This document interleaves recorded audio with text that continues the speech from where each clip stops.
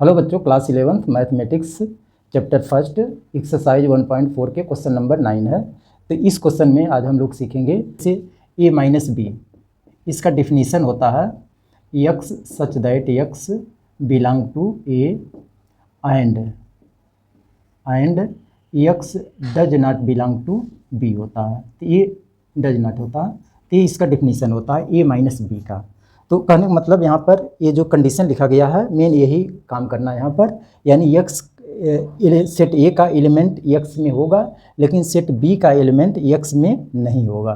तो a minus B का मतलब होता है a का वे एलिमेंट्स जो b में न हो। क्या होगा इसका कंडीशन, मतलब a के वे एलिमेंट्स जो b में न मिले।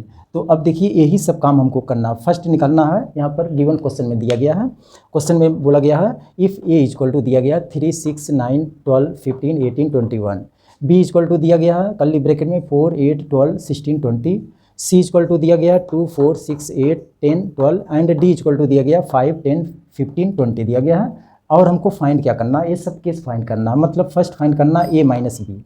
तो अभी कंडीशन हम डिफ्रेंशिएशन का मतलब बताए हैं। a माइनस बी का मतलब होता है a के वे एलिमेंट्स जो b में न हो। तो अब देखिए a के कंडीशन हम सब में यूज करते हैं।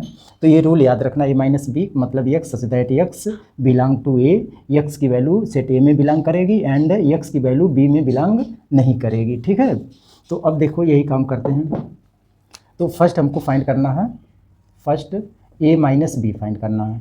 a माइनस बी का मतलब अब देखते हैं, a की वैल्यू दिया गया है 3, 6, 9, 12, 15, 18, 21। तो यहाँ पर हम लिख लेते हैं ब्रैकेट में करके, जैसे 3, 6, 9, 12, 15, 18, 21, ये ब्रैकेट क्लोज, फिर माइनस करेंगे।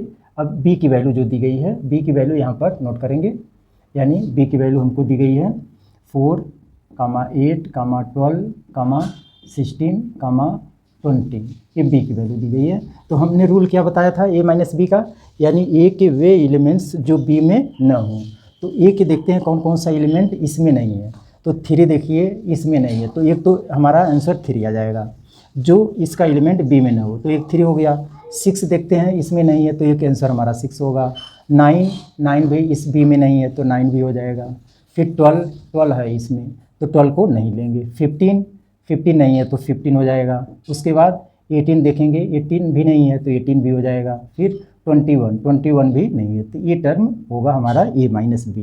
तो एक बार फिर से रिवाइज कर लीजिए, मतलब a माइनस बी का मतलब होता है कि a के वे एलिमेंट्स जो b में न हो, मतलब x belong to a and x does not belong to b। तो ये रूल होता है, इसी रूल से हम ये सारे क्वेश्चन को जो है अब सॉल्व करेंगे। तो जैसे अब a माइनस सी निकालना सेकंड में, a माइनस सी। तो a माइनस सी का मतलब क्या होगा, a के वे एलिमेंट्स जो c में ना हो, तो c हमारा ये है। तो अब देखिए कौन कौन से एलिमेंट नहीं है, तो 3 देखो a में है, तो 3 हो जाएगा। फिर उसके बाद 6 है c में, तो 6 नहीं होगा। 9 c में नहीं है, तो 9 हो जाएगा। उसके बाद 12 देखते हैं c में है, तो 12 c में है, a नहीं होगा। उसके बाद 15 हो जाएगा, 15 12 में नहीं है c में। फिर 18 भी नहीं है c में। उसके बाद 21 भी c में नहीं है।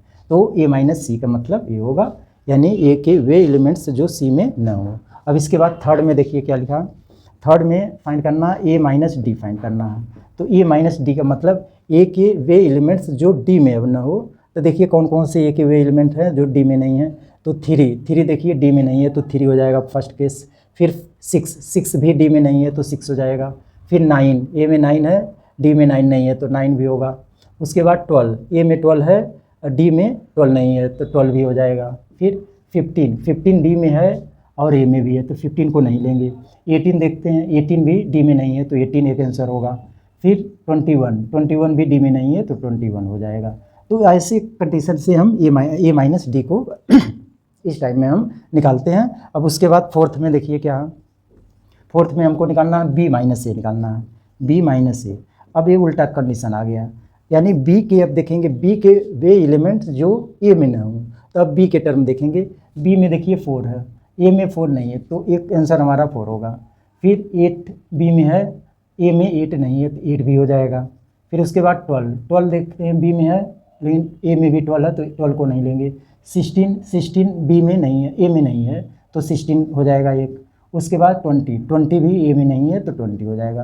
तो बस यही आंसर हो जाएगा। इसी टाइप में हम सारे क्वेश्चन को ये सॉल्व करेंगे। फिर उसके बाद देखते हैं क्वेश्चन 4 हो गया। फिफ्थ में देखिए क्या लिखा है।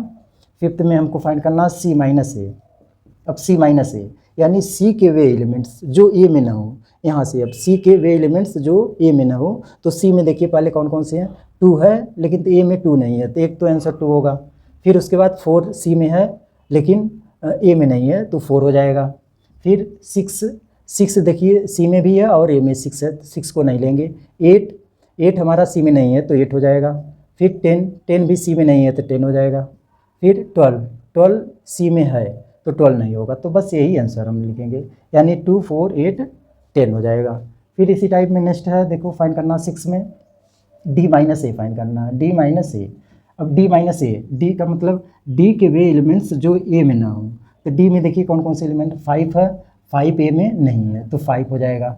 उसके बाद 10 डी में है और इसमें देखेंगे 10 नहीं है तो 10 ले लेंगे।